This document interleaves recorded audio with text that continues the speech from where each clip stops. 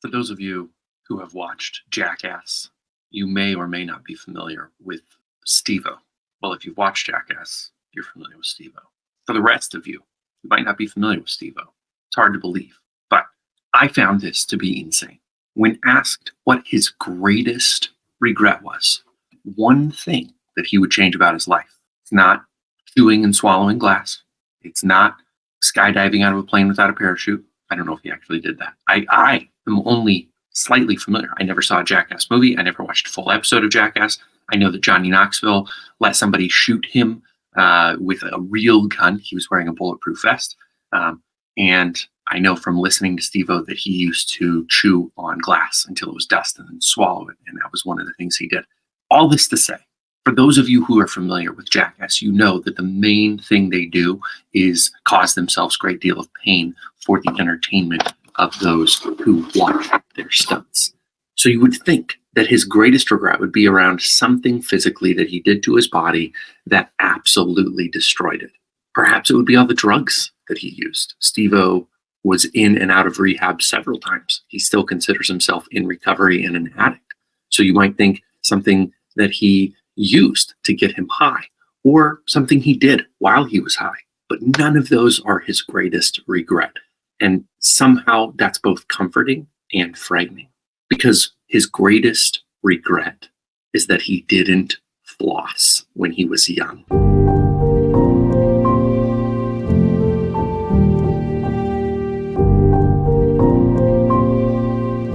You heard me right.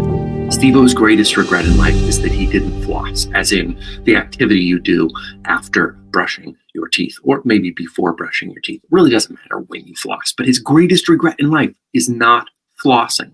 That's got to put life in perspective for some of you.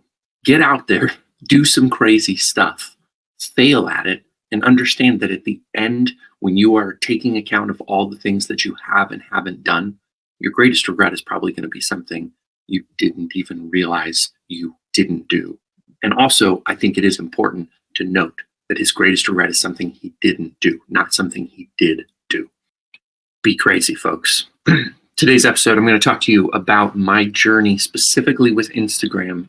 You can port all of these details over to TikTok. I do use TikTok sparingly, occasionally when I create a reel inside of CapCut, which is a tool that you can use to edit your videos on your phone. It's a really fantastic tool. I've talked about it before, so I'm not going to go back into detail here.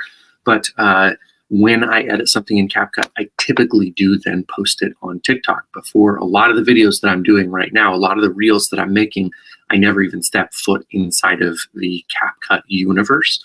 So I wanted to talk to you a little bit about what I'm doing that is working, what I'm doing that's not working, so that if you're interested in trying to do this to become a household name, you can.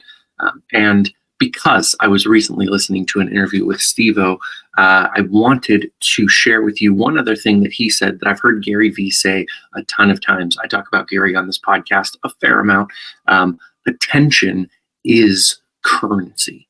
Attention is actual currency. The better you are at getting attention, the more money you're going to make.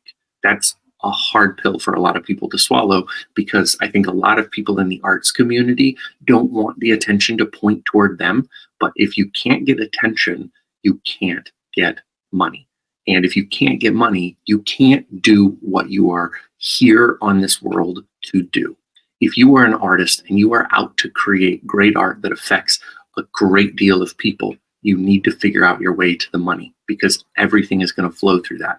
I know that sounds incredibly dogmatic and not artistic and not great, but it's the truth. And so if you can get the currency of attention, everything else will take care of itself. So how am I doing on Instagram? I think I gained 10 followers this week. So on average, a little over 1 follower a day. And in full transparency, many of those followers came from my weekend in Sioux Falls at SuperCon. I made an effort, not the best effort of my life, but an effort to walk around to the booths, say hi to some of the vendors I knew, introduce myself to new vendors, especially authors, and talk about Instagram, pull it open, be like, do you use it? I like it.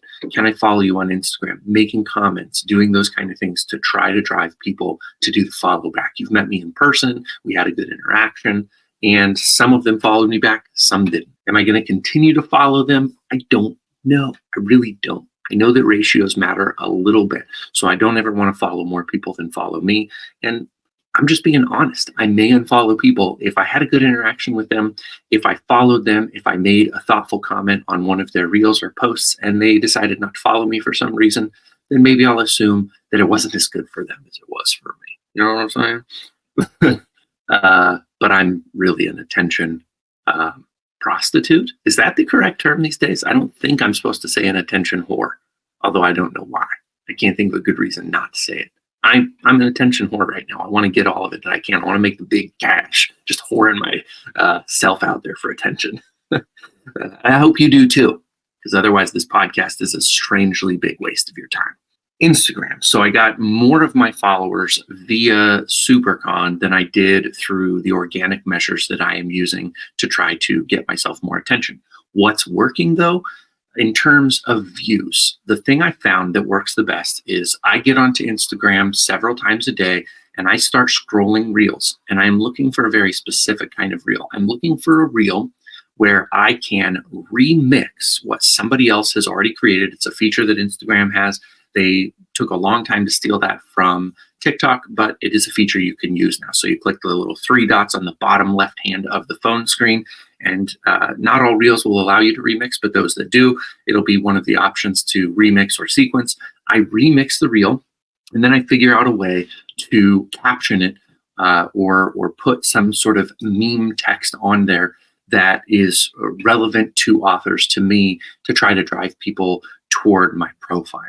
And I have had mixed results with that. I've had several of the reels that I've made get multiple thousands, up to 5,000 views with a lot of likes and some comments.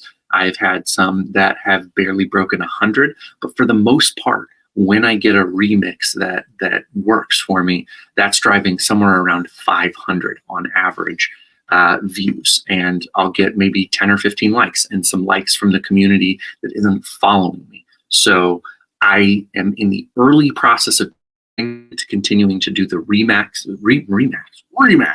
real estate you can trust. This episode is brought to you by Remax. That's not true. If they want to send some money my way to help me produce the podcast, feel free, Remax. I'm here. You can reach me at jodyjsperling@gmail.com. Just let me know how much money you want to throw my way, and I'll keep pitching for you. Remix. That's what we were talking about.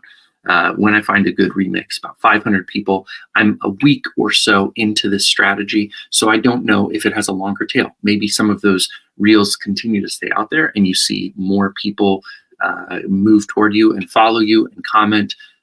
The other strategy that I am using, and I just started this yesterday, so it's way too early to tell you if it's going to be effective. What I did see yesterday is that I was able to drive a couple of followers through direct interactions with targeted profiles. I found somebody in the community who I really liked the reel that she had made, and I immediately commented on it. I followed her, and then I had this idea. I don't know why I've never thought of it before. Probably somebody else out there is already saying it, but for me, it was a new idea. So I want to share it with you in case you haven't heard of this before. The people she is following are people she has vetted as being part of her ideal community. She has already done that work. And I realized if I like her stuff, chances are good the people's stuff whom she likes. Grammatically, I don't know if I said that quite correctly, but it's good enough for government work. The stuff that she likes, the people she follows, are likely to be at least tangentially connected to me, the things I like, and the people that will like the stuff that I like. And so I opened up a tab on my laptop and I clicked on who she follows, not her followers, who she follows. And I went one by one down the list for several hours yesterday, opening those profiles, looking at their content, finding the most recent post, commenting on the post when I had something relevant to say, liking it, and when I thought that they were more than tangentially connected, as in they said that they were a mystery reader or a thriller reader, then I would give them a follow as well. That generated several follow backs yesterday. It generated several comments. It generated several likes. I don't know if those people now will look at my profile, if they'll like the stuff that I have, if they will give me a follow. They are readers, and that is something that I find to be somewhat important. Is my community are readers, and if I can get people interested and then drive them back to me, then I might be able to start seeing some organic book sales. Also, I had an experience at SuperCon. This was the first event that I have been to where I have had a number of returning readers, and I was comforted and encouraged because of the people who came back and were like, I've seen you. I saw you. There was a con I did at a Radisson hotel for QuadCon last fall. So almost a year ago now. And people like, hey, I saw you there. I bought your books. Do you have anything new? Yes, here is my new book. And they bought the new book. I also had a gentleman come up to me and say, I supported your Kickstarter where you were raising pledges for the 24/7 of a Russian named Ruskov, the audiobook. And he bought my newest novel, The Six Sorrows of Shohei Matsui. That was super duper great because he was a fan. Like I would categorize him as a fan. He's like, I'm here. I wanted to meet some authors that I've supported through Kickstarter. It's so cool to meet you. And that filled me up in a way that is hard to put into words, but it was very humbling. When I say filled me up too, like I felt so small because somebody cared enough about the work that I did to seek me out and meet me in person and have an interaction with me and then buy another book and support me further. Whoa. That feels good, guys. That's like my drug of choice. I posted a reel about that on Instagram. Didn't get much love. I have not cracked the code for getting love on straight up organic, me talking to the camera type reels. So that's something that I'm going to continue to work on. I'm going to be doing the remixes that I've been doing and looking for ways to make them relevant to the writing community, the reading community, both. I want both people, but especially I want to create stuff that when readers see it, they're like, somehow I feel like I know writers better because of it. And that attention should then transfer over to me. That's my philosophy or my theory right now, my working, what's the scientific word I'm looking for? Hypothesis. Got it. It's my working hypothesis that the attention I create should then transfer to me for the people who click on the reel and say like, oh, who's Jody J. Sperling? There, it's this author guy. Oh, he's got mysteries. So, let's go back to the less positive side of this, full transparency. How many books did I drive sales on digitally from my activities this week? Any guesses? I'll give you 5 guesses, but you should only need 1. 0. That's the number of books that I drove digitally. I had 0 digital sales this past week. None from my website and none from Kindle. So I'm still not doing anything particularly effective at driving sales. However, I'm going to continue to do this. I'm going to continue to push forward. And my best guess is that I'm going to continue to update you on exactly what I'm doing through Instagram and TikTok as I'm doing it. And better believe that if I find something that seems to be working, I'm going to let you know. Hopefully my number for next week is greater than 0. And I can report that I drove a digital sale through my work on Instagram. My other hypothesis is that I have to stick to this behavior for a period of time before I see noticeable results. And along with that hypothesis, it's maybe the same part or another part of the same hypothesis. When sales start to move through attention whoring on Instagram, they are going to move in an exponential form. So it'll go from 0 sales this week, 0 sales next week, 0 sales the following week to 55 sales the week after that.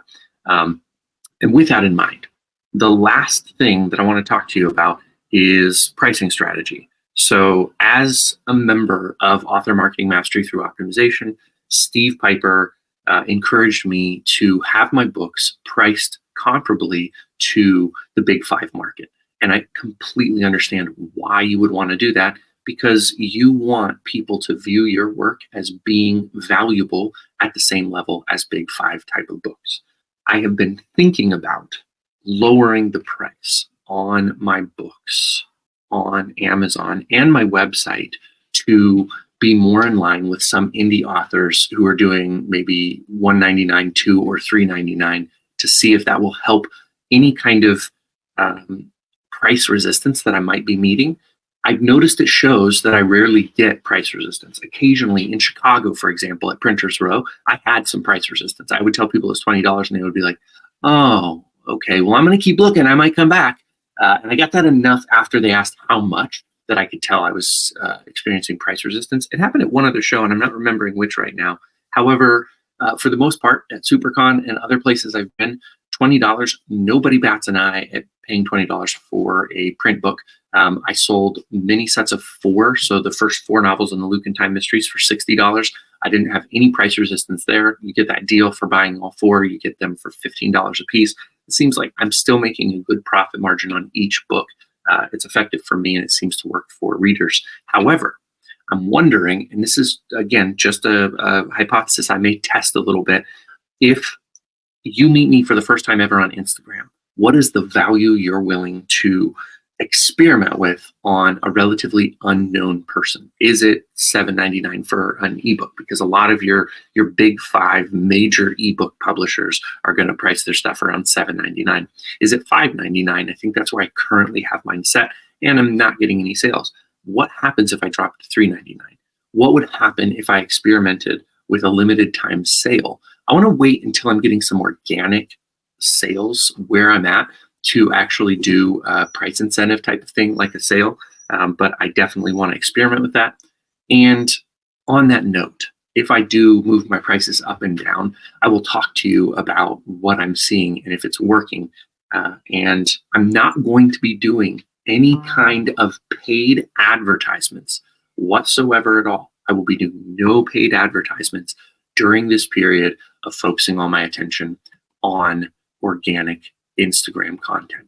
The one exception that I will allow for that rule is if I happen to create an organic reel that is based on the Luke and Time Mysteries and goes any level of viral. So, for example, if I create organic reel that talks about the 9 lives of Marvin DeLonghi and it gets 10,000 views on Instagram, and it looks like it could be effective and people like or comment on it, if I see that it may be potentially driving sales organically, that is the one case where I may take that piece of content and try to put some advertising dollars behind it, because that will say at a real level that I have come across something that people respond to so positively that they're willing to spend money. And if you put advertising dollars behind a reel like that, I believe, I hypothesize Gary Vee would say the same. I think even Steve Piper would say, if you have something that is testing well, then putting money behind it is going to create more of the same.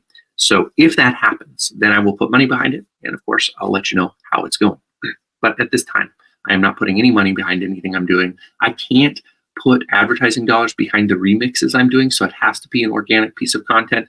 And also, these are just stipulations so that you know exactly what my thought process is. If I use somebody else's music in my reel, even if it pops, I cannot use it because I can't advertise using somebody else's content with mine. So I have to take the music off, and I would consider that to be an untested piece of content. So there are a couple of things to keep in mind is if I make organic content, if you make organic content, if you want to use a strategy where you ever intend to put advertising dollars behind it, don't use somebody else's music. Don't use somebody else's content.